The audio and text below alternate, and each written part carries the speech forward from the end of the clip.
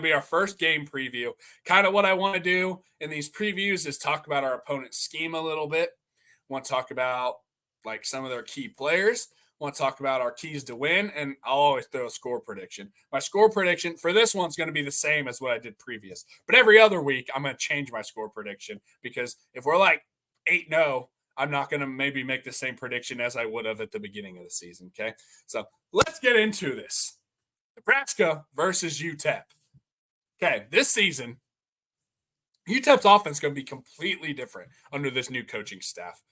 Scotty Walden is the new head coach. He came from Austin P. It's going to be a dramatic shift in the offense. They're going to run an air raid, hurry up offense, okay?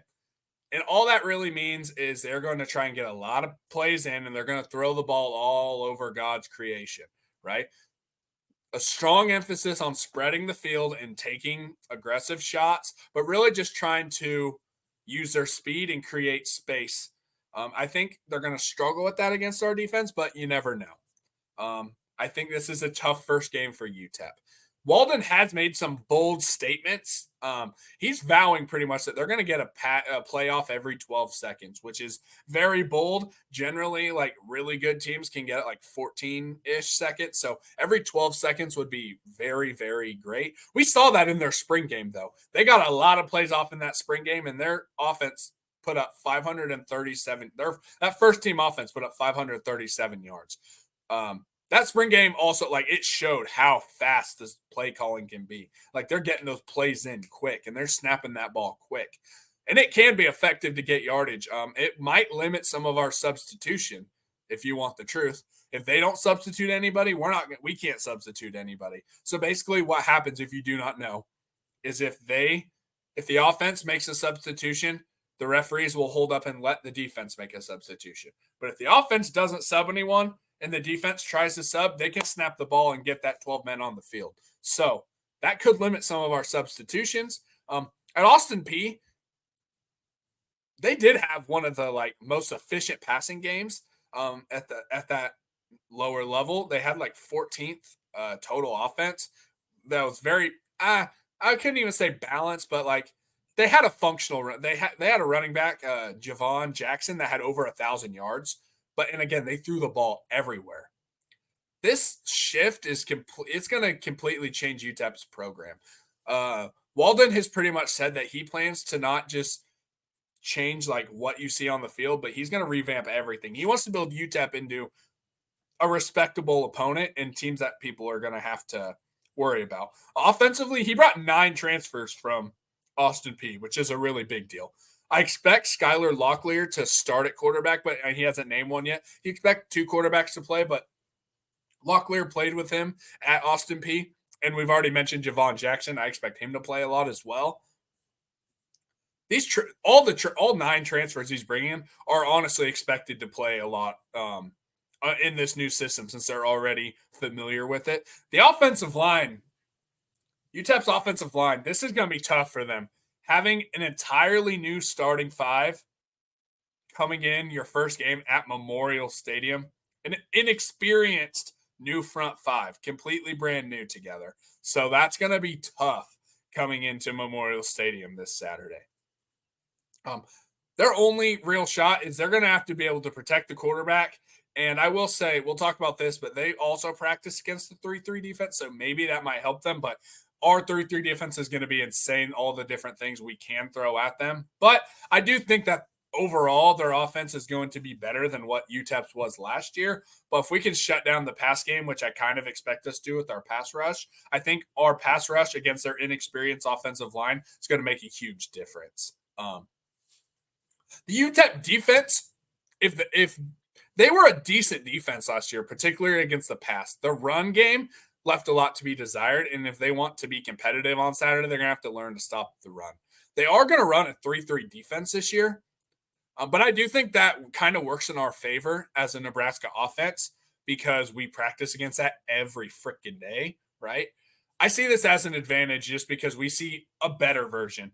I mean that any disrespect towards UTEP, but like our coaching staff is more experienced. And I don't want to say better because that's kind of throwing shade, but like we have a very good coaching staff implementing all of this. Our defensive players are well known in this. They've ran this they have a top 20 something defense like under their belt running this. So I think Nebraska's defense is a better version of this 3-3 stack, and I expect us to be more exotic with some of the things they do. UTEP does bring a couple guys back at defensive line.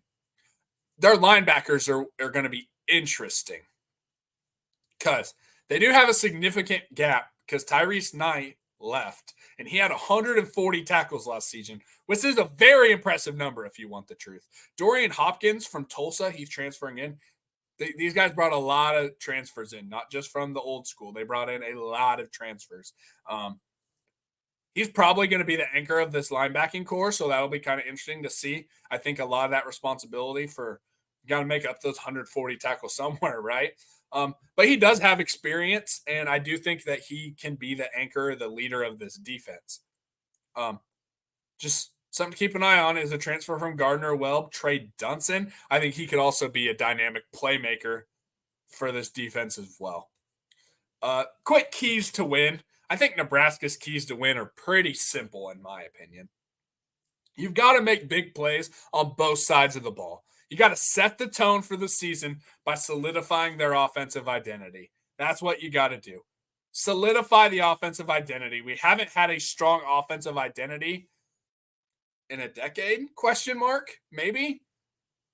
Run the football, and let's make some explosive plays. We got to put points on the board. That's what we need. I know the whole thing is chasing three. I get that. But in this game, I want to see touchdowns. We got to get it. Okay? We got to capitalize on every opportunity. Whether it's a great pass from Dylan, I kind of want to see some explosive runs. Something I'm really interested to see is after we gas them with that run game. And if we do this, you're damn well I will break this down for you guys. A play action pass that catches the defense completely sleeping. If you've watched my breakdowns, you know those are my favorite plays to break down, is showing you the defense just taking a nap and letting a free receiver run right past them. I love breaking those down, okay? Something I do want to see. I want to see good communication from everyone. And I want to see sustained drives and touchdowns on the board. Defensively, hey, we already know we got to disrupt the opponent, obviously, but I want to see some turnovers. I want to see some turnovers from this defense. I want to throw up these bones, man. Let's get some turnovers. Let's get this place rocking crazy. Let's get pressure on the quarterback because this team is going to try and throw a lot. Get that pressure on the quarterback. Let's see our man-to-man. We ran it back half of last year. I've talked about that before. Let's see our man-to-man. Let's tighten this thing up, right? I want to see us build momentum for this Colorado game. I want to see the momentum build for the Colorado game. If we can, because here's the thing. Every game, no matter what happens, even if you win the game 100-0, something's not going to happen in your favor. Even if we win this game by 1,000 on Saturday, something is going to happen that's not in our favor, right? They have a big run. Dylan might throw an interception. You never know. I want to see us rebound strongly from the missteps and still have the game plan go accordingly. Just because here's what we need from Nebraska, and I think this will be agreed upon by everyone. I don't want one bad thing to lead into another bad thing to lead into another bad thing, and we've seen that a lot at Nebraska, have we not? So one time, I want to just see us, if something bad happens, it's cool. We just move on and keep going. So that's the big thing, but I want to see some points on the board. Let's get a clear and dynamic approach for the offense and the defense, and let's set the tone for the season.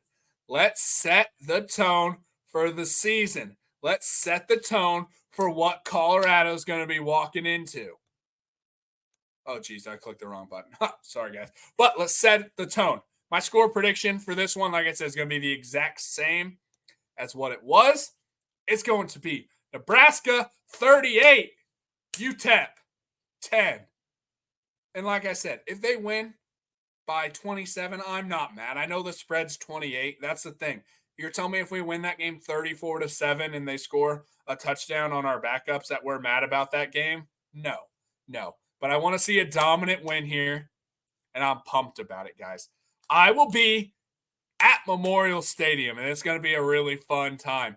I will be in Lincoln. I'm going to be tailgating with the guys. I'm going to be hanging out. I think my brother might go with me to the game. It's going to be a really good time.